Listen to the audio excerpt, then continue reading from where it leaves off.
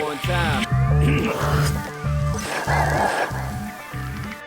Because now I'd like us to expand our view on 2016. Obviously, the election's coming up, and that could very well give this new legal industry a new direction. More guidance, less guidance, we'll see. But what else are you guys thinking will be the big stories in cannabis in 2016? Betty, let's start with you. Sure. So we have marijuana legalization on the ballot in at least 5 states, medical use in at least 2. And of course, SSDPers will be out turning out the youth vote for those initiatives and working on ensuring that the conversation continues after the elections themselves. That's going to be a big deal. It's going to change. Certainly, as Aaron mentioned, with California, if California comes on board and these 4 other states where we will be likely to vote on adult use marijuana, it's going to be just a complete and utter game changer as far as the conversation is concerned. We can't continue to have these enormous markets without the federal government doing something to address the question of legal marijuana, and certainly medical. We'll see more states come on board with limited medical use programs. Florida and perhaps Missouri will be voting on medical use.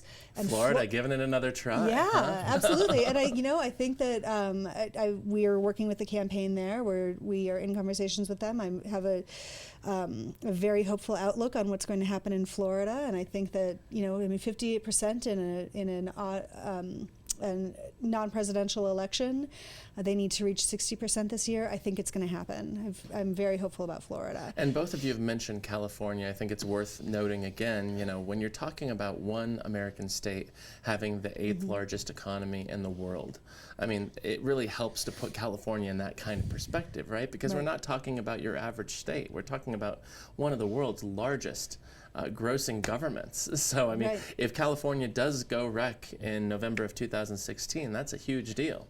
Absolutely. Aaron, what are you looking forward to outside of the presidential election, outside of the potential states going rec, medical? Yeah, well, there's an interplay with what the work we're doing on the Hill.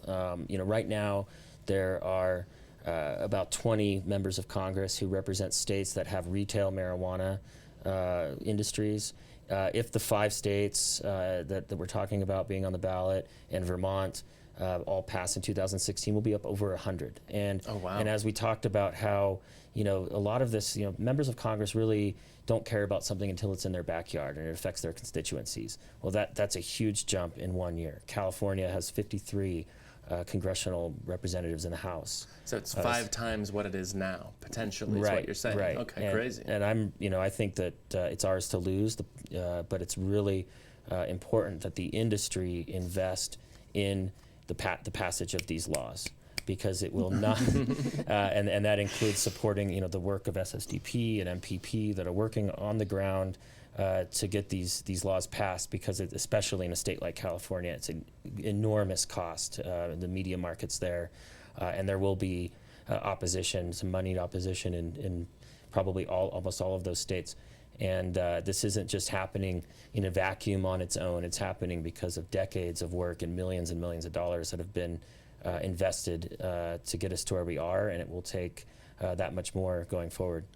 It's interesting because we had Troy Dayton from the ArcView Group on our live show 2 weeks ago, and that's one of the things that he said about 2016 too. He encouraged marijuana entrepreneurs, including the 150, 160 people we had in attendance at our Cannabist Awards live show a few weeks ago, to donate. And he just said that ultimately the shape of these campaigns, the future of these campaigns in other states is in these people's hands in many regards, because they live in a legal state, they're operating in a legal state.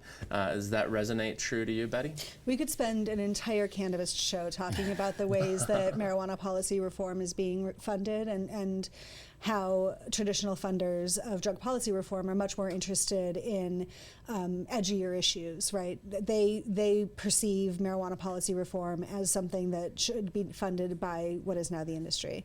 But I can't let us move on from 2016 without noting that there are a couple of other really big things that are going to impact the way that the global dialogue is shaped. Let's hear it. We're going to see more countries come on board with medical marijuana, including certainly Colombia, which just announced. Right. We can expect to see some movement in Ireland and a large number of other countries, Jamaica as well.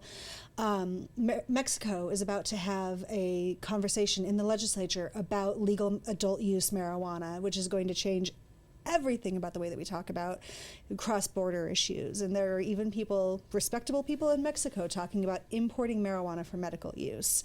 And if you told us, in 1995 that Colombia was going to do it and Mexico is going to think about doing it just 15 years later, it's amazing. It's amazing. Right. You never would have thought. And, of course, we have Canada, where they are exploring very seriously how to implement a legal adult use system. All of these global changes are going to come to a head at the United Nations General Assembly Special Session on the World Drug Problem in April. Which you were attending, Which right? Of course, yes. Okay. We will be there. SSDP will be there in full force. We are likely to be submitting a variety of papers. We'll have a variety of events happening, including a large-scale demonstration outside the UN on April 18th, which I'm very excited about.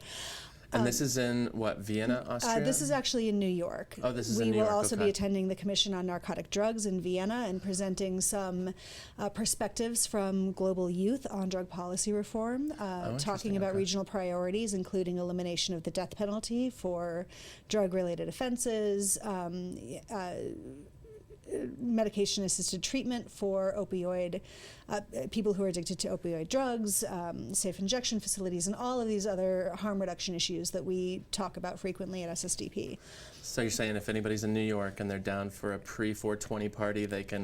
They should really come hang out with us outside the UN, where we're going to be doing some great art-related demonstrations. I'm very excited about it. I can't talk about it too much, although I really want to. So UNGAS is going to be a really big deal. And while treaty reform is unlikely to actually be initiated formally at UNGAS, we can expect that to start the process. And, really we can't go on too much longer without talking about making major changes to the drug conventions, especially as more and more countries are moving forward with decriminalization, legalization of adult use, and other other treaty-related issues. And we need to really be talking about human rights, which is the most important job of the UN. Mm-hmm. And human rights are violated every single day in countries around the world, including the United States, through the enforcement of the war on drugs. That's the conversation we need to be having. So much coming up. Yeah, all right. It's going to be a big year. You guys are the right people to ask that question to, so thank you for sharing.